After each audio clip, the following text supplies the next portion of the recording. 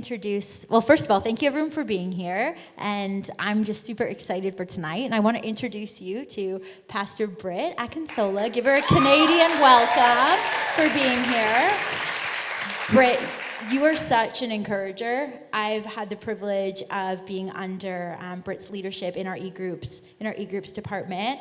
And every time she gets up to speak, she inspires me. She has so much wisdom. You've had so much life experience, and I look up to you in so many ways. And I know that God has really given you the gift of encouragement. So I'm excited for you to just be here and have this conversation with all of us, and to just hear a little bit from your heart. And friendships is something that, I don't know about all of you, but friendships really, they lay heavy on my heart. When things are great with my friends, I feel like I'm thriving. But sometimes when things aren't great with my friends, it hurts. And I think about it and I can dwell on it.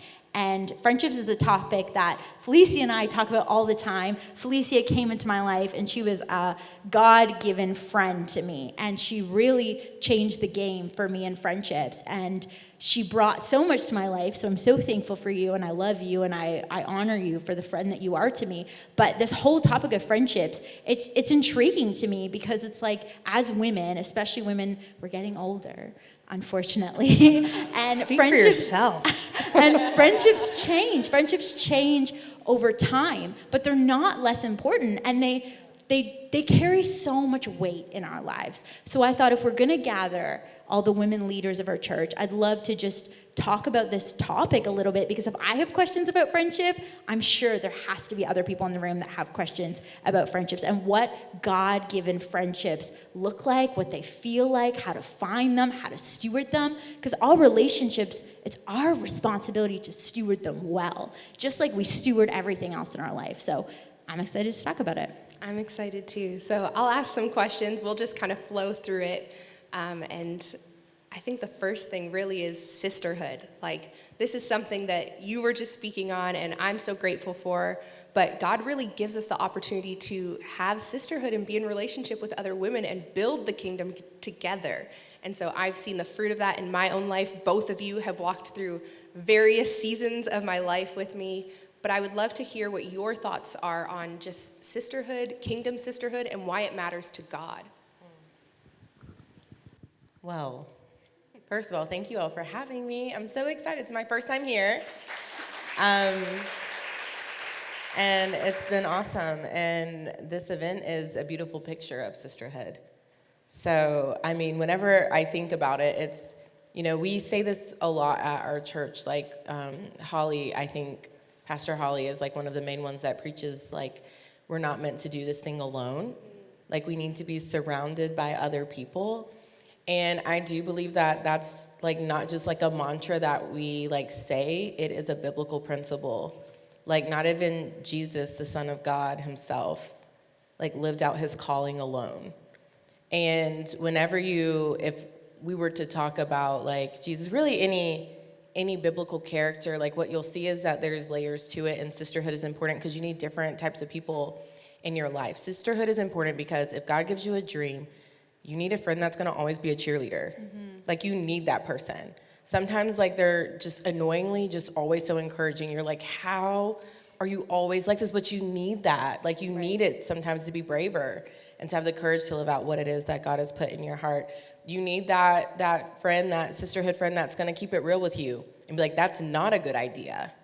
You need that type of person, too. Like, that's the type of, like, outside perspective that you need, that can be trusted in your life. And it needs to be someone that you do trust so that you'll listen to them, like, when the time is right. You need the person that you can have fun with. You need the person that you can go cry with. Like, none of these things are meant to be done alone, and that's what sisterhood provides for us. So, like, whenever you look across the board, like, who are those people for you? Like, and do you have your bases covered? If you're suffering in something alone, that's a gap. And you might consider, like, who can I be vulnerable with to invite into that space? Because another thing that Pastor Holly says that I love is that friendships aren't found, they're formed. And so it also doesn't just magically happen.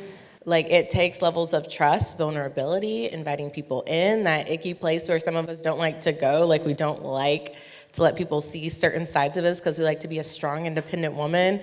And I'm here for that, and I love that too, but there are times where it's completely appropriate. And honestly, like, when you think about women in your life, right? Like, whenever someone comes and tells you something very vulnerable, like, most of us would be like, wow, I can't believe they trusted me with that. We're not like, ugh, like, I can't believe they said that to me. We're like, wow, like, I'd love to pray with you. I'd love to walk along. Hey, like, let's go, like, grab dinner together. Let's do something like, and you feel closer to them. And when you reciprocate that or vice versa, other people think the same thing about you. Like, wow, they really trusted me with that. Like, oh, wow, now, like, I feel closer to them. Oh, like, now I feel like I'm actually doing life with them because they've let me see something that I know they don't let everybody see. And so the biggest thing that I would say is that, like, if you're going through life, or if you feel like you're going through life alone, I would look at and evaluate who's around you and who can you begin to invite into that space, because really, like, you're gonna have so many more blind spots. And I really believe that we can live off of each other's faith. Like that, there's this book called Prayer in the Night, and it talks about how, like, we don't have to, like, start our faith from zero. Right.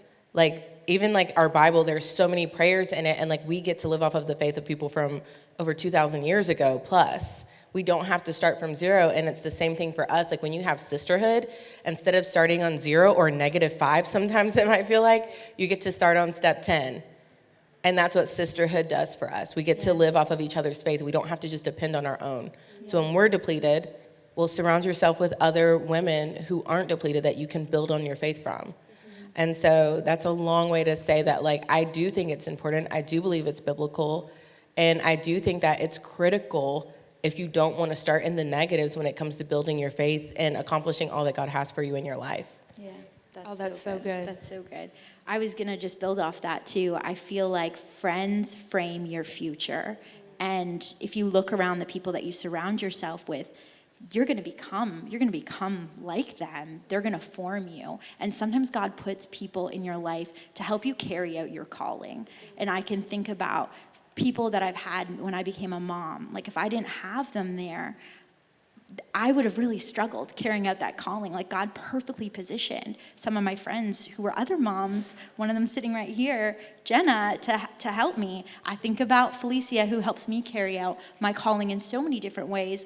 But really what it comes down for me is, I think about one of the most lonely seasons of my life, and I share this a lot. I was living in the UK for 2 years, and I was praying for God-given friendships. I felt so alone and empty, and when I started coming to the church, I met so many people in my e-group, and they became really close friends to me. And what I found with them is that they really prayed for me, and they really encouraged me. And if I didn't have them, my faith wouldn't have been built. I needed them in that season of my life to get me closer to God and not feel so alone. And I think sisterhood, it's more than just like going out for coffee or dressing up. It's like, I'm going to share my heart with you. I'm going to help you carry out your calling. I'm going to make you a better person. I'm going to help you bring you into the future that God has for you. It's so much deeper than just go grabbing a coffee and just, oh, how are you on a Sunday? Like, it goes so much deeper. So I think even here tonight, like, my goal is for you to connect with each other and really start to form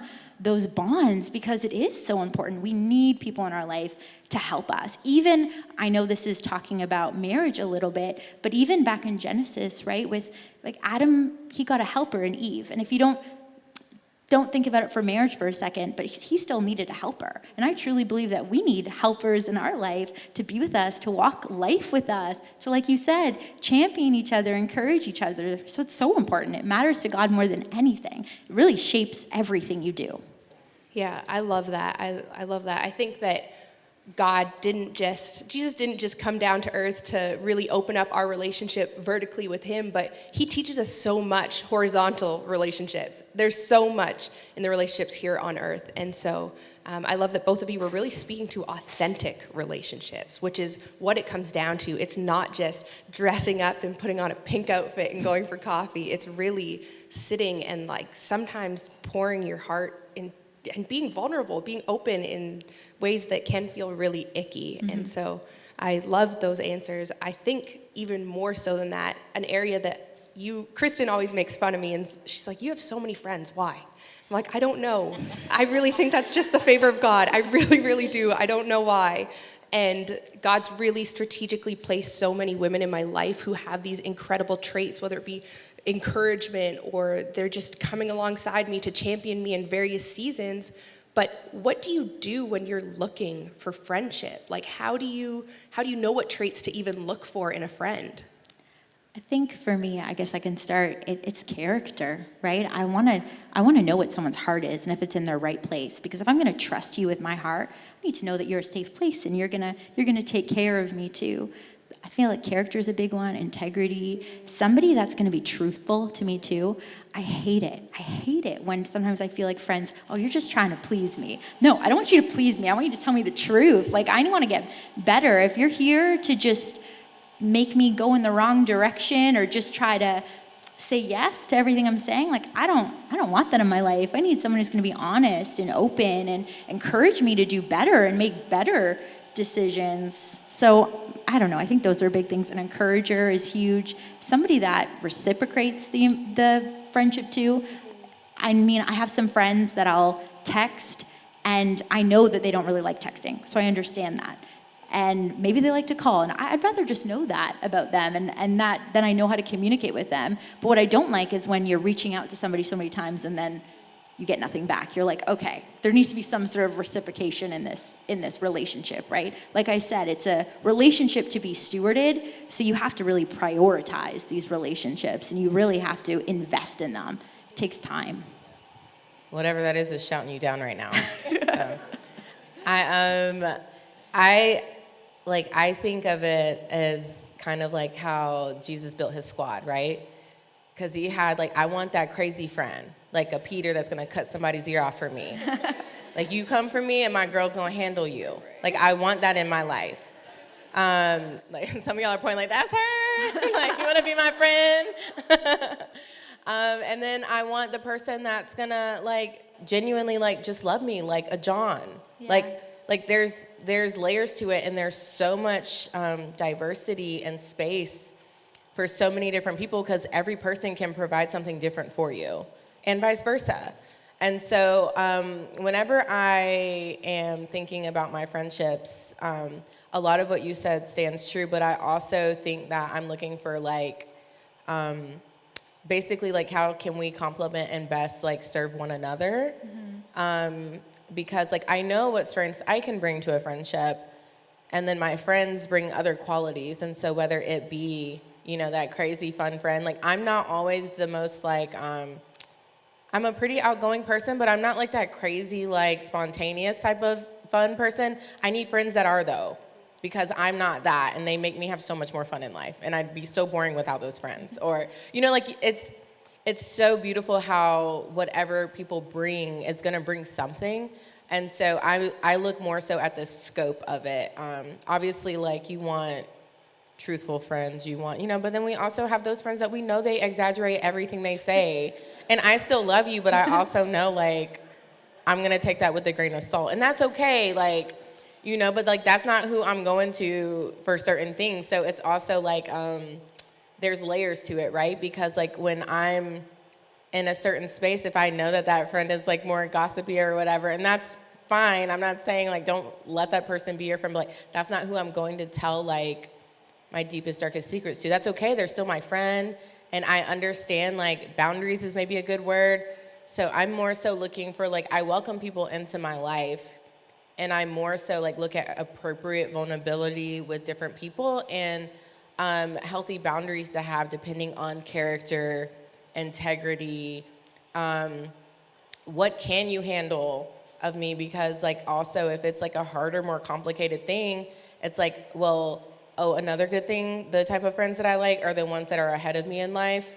You know, it's like the concept of you need, like, to always be mentoring someone. So who are your friends that you can help along in life? And it's not so much about you, and you genuinely are just giving to this person because that's what we're called to do, to help people along. And then also, like, who is ahead of me, who's been married 20 years, and I've only been married, you know, 6 years. So, like, who can I look to, and like, do I have those types of friends? The ones I can look to, the ones I can help, and then the ones that are in the same stage of life as me, that like they can quickly get and understand and comprehend. Where like if I'm going like for wisdom, I know who to go to. If someone has a problem, who can I help along and intentionally invest in them?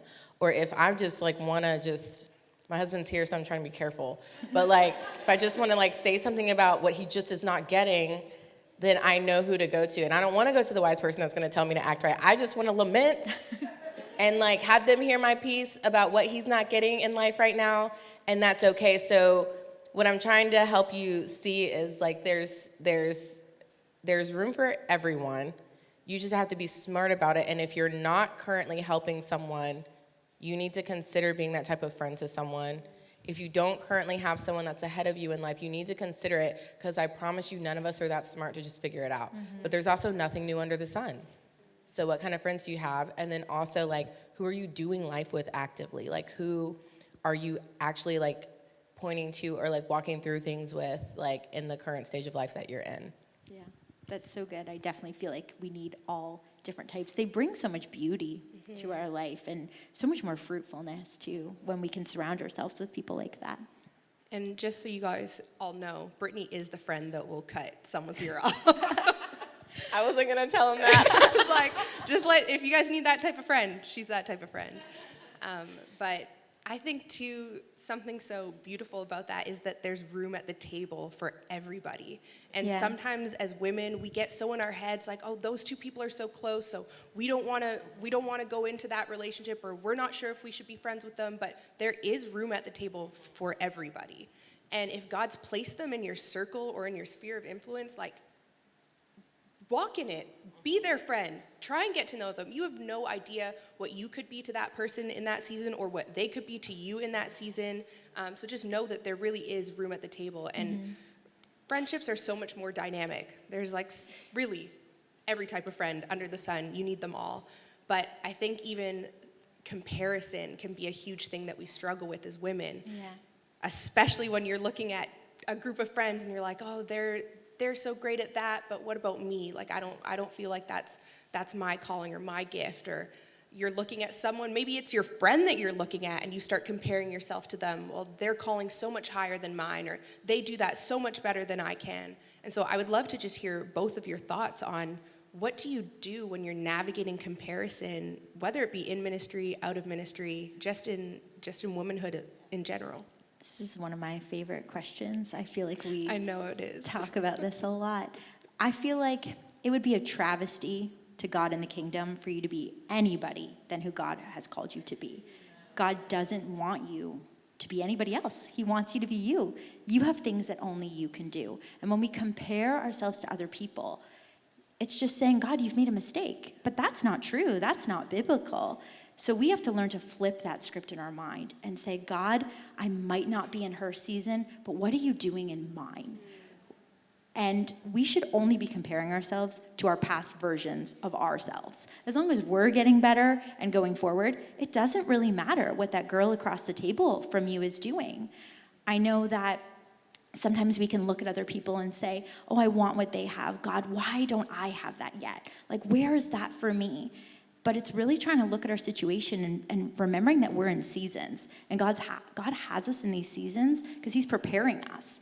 And our wait might be different than somebody else's wait, but their success doesn't impact our success. That was one of the biggest lessons that I've learned, that no matter what she has or what she gets, it does not impact how God is going to work in how God's going to work in my life. And I think about so many times where people were ahead of me in life. I think about specifically when I was waiting to have a baby. And I think about times where there was 3 other girls with me. We were all waiting. And what I loved about our friendship was when one of them got pregnant, it wasn't like, oh, we're not going to go to her baby shower. Like, we celebrated her. We championed her because we didn't want to miss out, even though we were missing it. And then when finally that happened, it just made it so much sweeter. And I think that's where so much of God's glory can flow. We're able to just experience so much when we can really just understand that God is really doing an individual work in us, and that's all that matters. And those things that come into our mind that saying she's got it better than me, God's forgotten me, like that is a lie from the enemy. And we have to rebuke that and say, that is not true, devil. God has a promise for me. It's coming. Let me champion and celebrate her no matter how hard it may feel in the moment. And I promise you, God will honor it. So.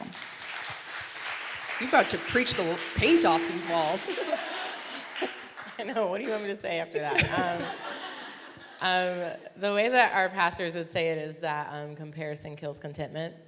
And so if you are in a season and if you just spend all of your energy in being someone else's season, then you're just missing out on so much. Because I promise you, even in your worst season, there's never a time where God's not working in your life. Like that's just never going to be the case. And so I do think that whenever you talk specifically about women and competition within like sisterhood, I think it's one of the saddest things. I think that like there's healthy levels of competition. You should be around other women that are striving for a lot because that's healthy for them to push you to accomplish more. The problem comes in though whenever you can't do a lot of the things that you were talking about, where like you can't celebrate with them or you want to tear them down so that you can pass them up. And that's where the unhealthy side comes in.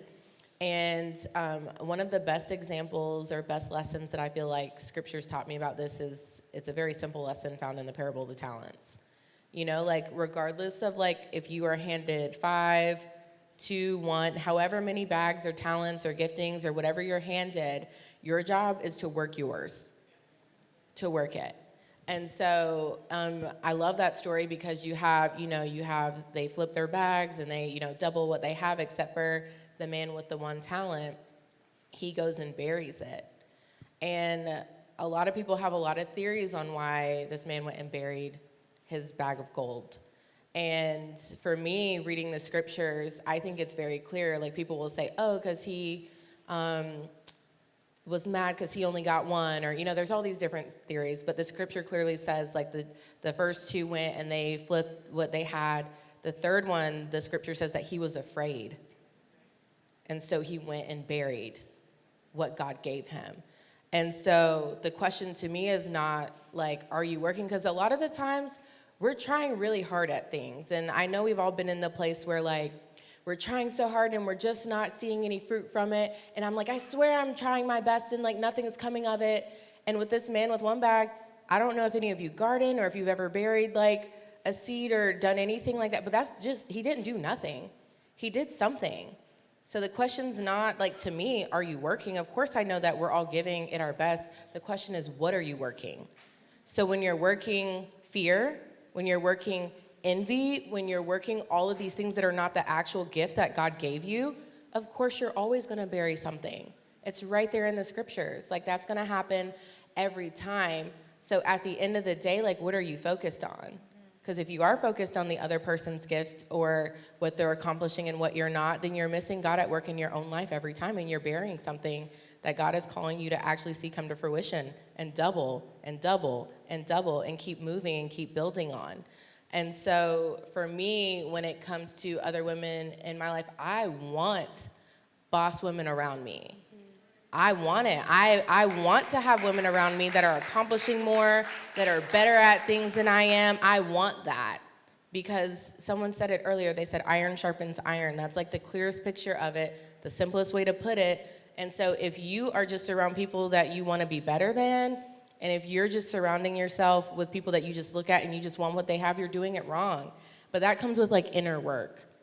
Because we've all experienced it if we're honest. It's not like, I'm not saying it to condemn you. I've done it myself. I'm like, man, that would be nice. Ooh, like, you know what I mean? We've all done it. And if you have a little bit of competitive edge in you, I know you do it all the time. I just think there's a healthy way to do it and an unhealthy way to do it. And so if you're not constantly like the women around you's biggest cheerleader, you need to really sit with yourself and evaluate why that is. Because like we're all called to lift one another up. The same reason that we're called to sisterhood is the same, like it's the same thing that can build us can break us. Yeah. So if you get those women around you that are trying to break you down, how deflating is that? Because we've all experienced that, versus the women around you that can just cheer you on. Be the one that cheers the people around you on. Like I know we've experienced both. And so be the one that you want done for you. Be that for others. That's so good. Really good. I love when you've talked about that scripture before too, and I just feel like, yes, that's so helpful. And I also want to be around people that are better than me, because it, like you said, it motivates me. I don't want to be the smartest person in the room, and I know that I'm not. There's so many things that I need to get better at, and if I'm the smartest one, I'm like, oh, we're doomed. Like we need other people around to help So that's Yeah, good. we're not counting anything more. I'm not doing any math. I'm not doing any spreadsheets. I love that. And I think, too, this is just like a pro tip. I'm giving you guys this one for free. If you want to be that invaluable friend, the friend that nobody can get rid of, champion them, encourage them. Like, I think about the friends that I keep around and that I'm like, I don't want to go anywhere without you. It's because they've encouraged me, because they are celebrating me, even if I'm in a season that maybe they're not in yet, or if they're in a season that I'm not in yet, I'm definitely celebrating them, and I've seen so much fruit from that. And I think relationships in general friendships in general can be so challenging, especially when you're following the narrow path. And I remember when I came into ministry, I lost, quite honestly, all my friends. I had very little friends left. They were like, well, we used to do things together, and now you don't want to do them? And I'm like, well, those aren't real friends. Like, doing this activity shouldn't have made us friends. And so I would love to hear your hearts behind, and how do you really navigate seasons when you're outgrowing friendships and maybe they no longer are meant to be in your life for that season for whatever reason it is, but how do you navigate that? Well, first, are you going to tell us what you used to do with those friends? You just skip right over that part. I mean, no, I think that comes with maturing. I think it's really hard when you lose people that you care about and that you've invested into. It's not easy, so I don't want to even talk about it like it's just like this. We don't have like a magic answer for that, because I understand that it can be really difficult, and I know that we've all done it, and it's really hard.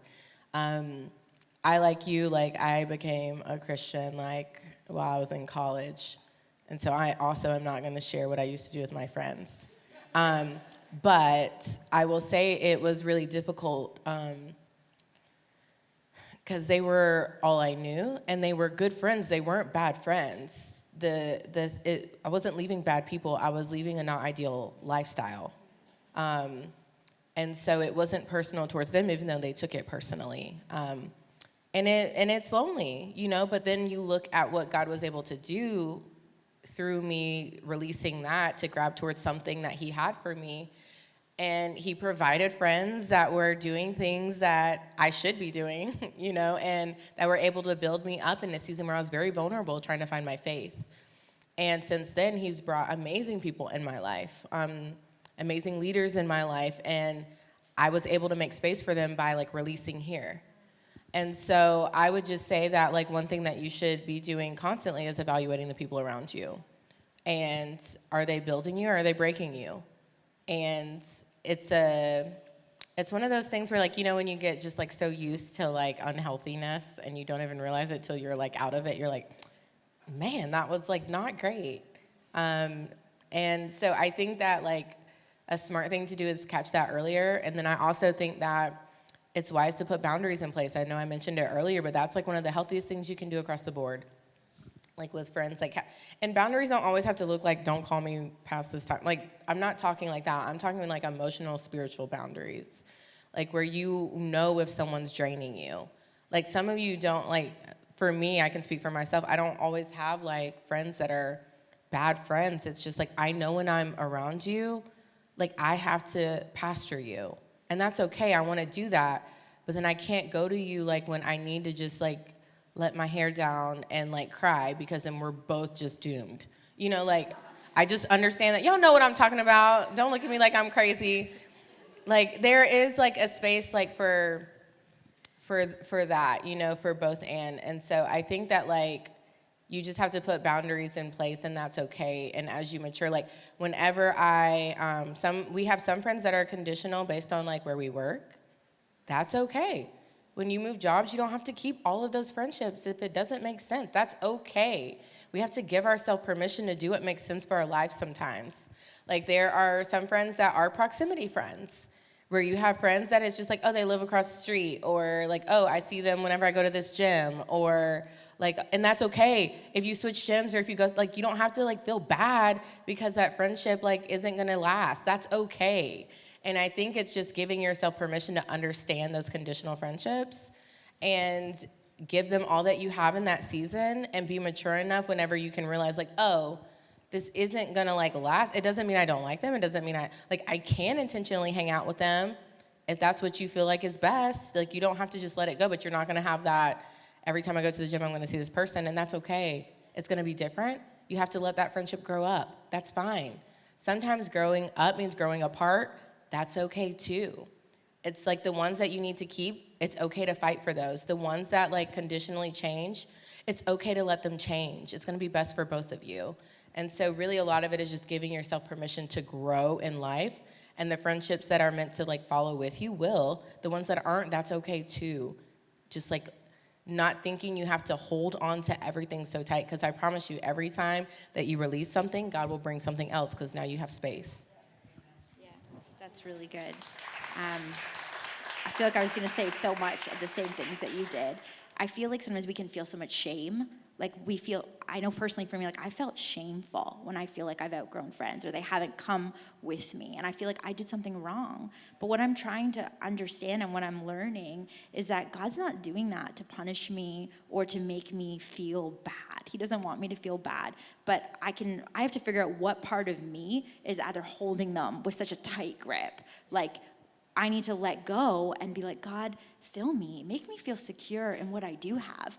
Change my heart, God. Make me grateful for the friends that I have around me right now and how they're helping me right now, how they're helping me grow right now. And I truly believe that God doesn't take something away without giving you an upgrade. Like he's not going to leave you stranded with nobody. That's not how our God works. And even what you were saying, sometimes if we try to hold on to old friends, they almost become this anchor. And you're not able to weather the storms. You're not able to go over the waves into your future. They're kind of pulling you back, and you have to be able to let them go. And at the same time, when friends let us go, we have to say, God, I can't control what position they've now moved me in. And I have to release that to you and believe it's for a purpose. It's a season. You're giving me an upgrade, and somebody else is going to come in my life so that they can help me, they can move me, and we can do more for you. So that's so good. God of the upgrade. I know we're all in a season right now of immeasurably more, and I'm believing that God has immeasurably more for the relationships and the friendships, even that are just in this room. Like, you have no idea. The lady that is sitting beside you, to your left, to your right, this could be someone that you now build a whole new relationship with. And so I'm believing that, I'm declaring that, I'm believing that God has just so much more in store for the women of our church, specifically the women of Toronto. I'm so excited to see what he's going to do through us. And so we're going to step into that. Thank you both for this honest, open conversation. Sorry for exposing you that you're my friend that cuts people's ears off. But I'm so grateful for both of you. So thank you. thank you. Thank you for for having tonight. me. Thank you, everybody. All right. Well, it's 7:40. Feel free to grab some desserts on your way out. Also, there are little bunches of flowers at the door. Those are for you to take home and to just remember the night and just celebrate what God is doing in you right now. I hope that it's a reminder of the friendships that you have in your life and that you can look to them and truly believe that God is doing so much in you and your relationships are having so much power. So thank you all for coming. Do you have any last words you want to say? I would just want to say thank you for building the church. I think that whenever I look around, I have a heart for women in ministry, and all of you are women in ministry. And I understand that what we do is not always easy, and specifically for you, like I volunteered at the church before I worked at the church, and I understand that you all have a lot that you carry outside of your role on Sunday and through the week that you do with our church. And so I just want to say thank you so much. Like, what you do is so special. I believe that God sees it and he will honor it in your life. And what we do is not just come in on a Sunday and put on a production. What you're doing is investing into eternity. So when you come here, like, I know that sometimes serving is not easy because you're doing kingdom work. So you come in, and when you're doing kingdom work, there's times where attacks come or something will try to take you out or pull you away, but that's because what you're doing, the people that you're impacting, you're sealing their eternity in heaven. And so, like, from the bottom of my heart, like, when I look at you, I'm just taken aback that there's a room full of women that would give their lives and their time and their energy and their giftings to build the kingdom of God. And if no one, I know that you guys have an amazing staff. I really do adore your staff. I love working with them, every single one of them, and they love you guys. They brag about you, they talk about you, and I'm just grateful for the opportunity to come here and for myself say thank you, women of God, for what you do to build the church. We could not do this without you, and no disrespect to the men in the back, but honestly, like, when you look at the demographics of who's building the church, women are running this thing. Amen. And so, just for all of you, I just will be praying a special blessing over you, protection over you, over your mind, your bodies. May God heal any emotional torment, any spiritual warfare that you're going through, any body ailments that you have. I just pray health, blessing over you. I thank God for you and for your willingness. You do not understand how much your yes means to this ministry and to building the kingdom of God. So thank you so much for all that you do. Thank you. Thank you, Britt. That was so amazing to hear everything that you were saying and all that you do for our ministry, too. We are so, so grateful.